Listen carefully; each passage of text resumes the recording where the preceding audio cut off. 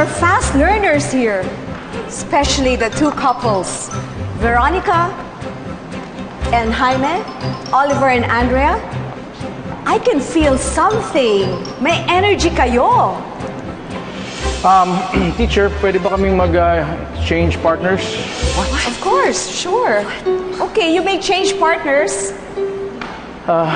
Andrea, pwede ba tayong mag-partners? Ano pa nga ba?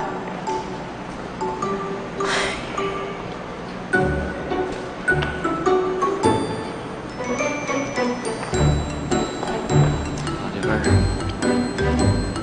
I'm sure you know me. Jessica. Andrea, pagkatapos nito, pwede ba tayong mag-dinner? Tayong dalawa lang. No, thank you. Well, fine. Then, dito tayo mag-uusap. Okay. Ano, sasagutin mo ba si Oliver? That's none of your business.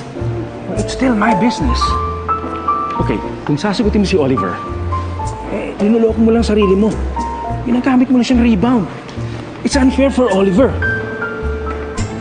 Kahit gawin niya akong rebound, I will make sure na makakalimutan ka niya. Besides, mas marami kami pinagdaanan ni Andre kaysa sa inyo. Well, I don't think so. Teka, ha? Sandali. Sayaw tong ginagawa natin. Ginagawa niyo akong pingpong. Nakakapagod yung papalit-palit ng partners, ha? Well, okay, then akin ka na lang. Why don't you just be mine? Be yours? In life? I don't think so, Jaime. Andrea, bakit mo ba kailangan idamay si Oliver dito? At bakit mo pa pinagkakaitan totoo? Ano bang totoong sinasabi mo, Jaime? Na ako pa rin ang nasa puso mo. Na, come on, Andrea, huwag mo na ang pahirapan ng isa't isa. Alright? I'm going to try to make this work for the two of us. Alright? I just need you to say yes. Yes to our relationship. Sa Jaime, pwede ba? Huwag niyo nang pilitin si Andrea. Look, she's less stressed now kaysa sa nung kayong dalawa. Diba, Andrea? Oo. Exactly. So, nagkabalikan na pala kayo ni Oliver, Andrea?